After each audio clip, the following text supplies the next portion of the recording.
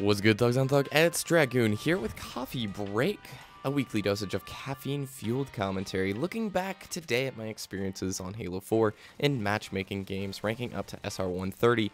First of all, the gameplay is a 2v2 custom onboard with Team Killer. This gameplay just embodies that Halo energy.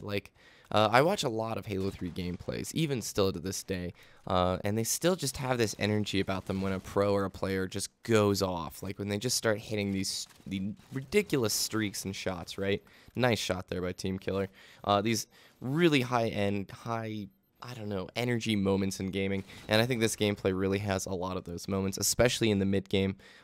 Team Killer and Zeus get a really nice momentum push right off the start of the game, then they secure that momentum even further in the mid-game, and then the late game is pretty interesting because these are two pretty evenly matched teams. But enjoy the gameplay, thank you Team Killer, and goes along pretty much with the new theme of the new replay review series, but more on that on Friday. So, Halo 4 in a nutshell. And I've been really tight-lipped about my feedback for months now about Halo 4, and it's not just because I post Halo on YouTube, right? You don't want to be bad-mouthing a game that you post, but it's also because I wanted to be sure that I got an accurate impression of the game. I think it's really easy to make opinions before you've really gained, I don't know, the ability to make those opinions.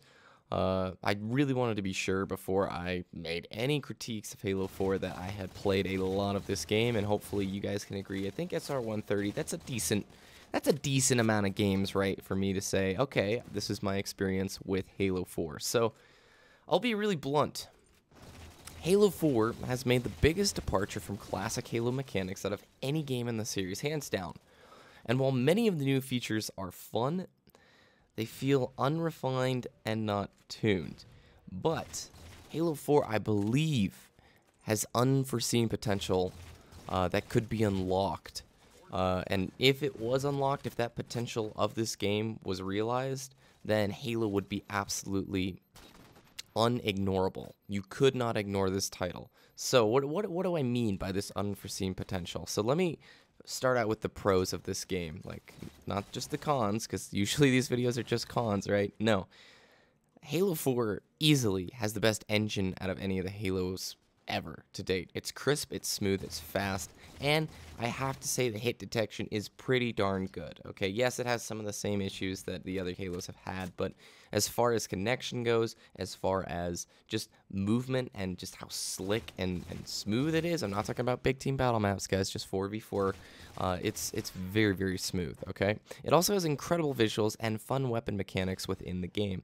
Those weapon mechanics right now are not tuned. That's the problem. That's where the frustration is coming in right now, is the game has a lack of proper settings. If you've played customs, if you've played on some of the good Forge maps, on some of the tournament settings, or some of the good set of customs, the game is unbelievably good. It's insanely good, but the game can't just only be good in customs. The developer has to get those good settings, the best settings for this game, into matchmaking as soon as possible, right? And they're not doing that. They're still putting Infinity Slayer into game types, and we all know Infinity Slayer is not optimal for a competitive experience. Anytime you take skill and turn it into random chance, it's gonna make the experienced player angry. If you're playing a game working your butt off right now, like Team Killer and Zeus are, and the other team got an ordnance from the sky that gave them, say, a Promethean cannon, or no, a Promethean rifle. What are they called? The one-shot sniper. Oh my gosh, you guys are like, you're such a scrub, you're 130, you can't even remember it. No, it's just slipping my head right now. But it ruins the experience when there is random power weapons that drop from the sky. That's such an issue with Infinity Slayer. If it would just be a lot like older Halo, which was we focused on giving everybody the same stuff off the go, the same starting mechanics off the go, then it's okay. I think the addition of armor abilities and tac packages and ordnance is too much. I think armor abilities actually could really, really, really work in Halo if they wouldn't have added the ordnance system, if they would have just kept on-map power weapon spawns. And also, you can't have instant respawn in Halo. That's just plain and simple. You can't do that. Halo is such a power position game that when you do that, when you sort of destroy the penalty for dying in Halo, it ruins the gameplay. Why do you think CTF has a respawn timer still? You can't play CTF, man, without a respawn timer. That's not how it works. You got to slay them and then pull a flag, right? So against the grain of what a lot of other players who have like really been vocal about saying they dislike this game, they hate the settings, and they're angry at 343, I'm gonna be a little bit different and say I had a blast getting to SR130. I love the time that I had getting through the ranks. Granted, I had friends to consistently team with, as well as streaming and a few other benefits that made my experience a bit better, but to me, that is what Halo truly is. It's having fun with friends. So moving forward, what is there ahead of us, right?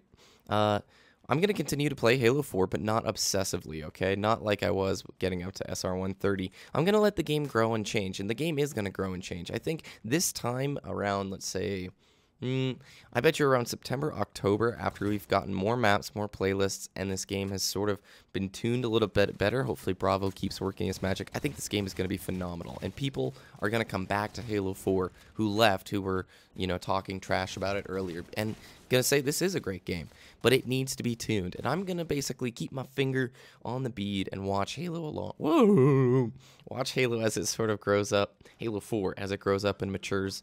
And I'm going to continue playing it and posting it, but I'm going to work hard on being a student of the game and approaching viewing gameplays more like a coach, kind of that mentality. Not where I have to play my face off, because I just don't have the time right now or the drive to play my face off in this game.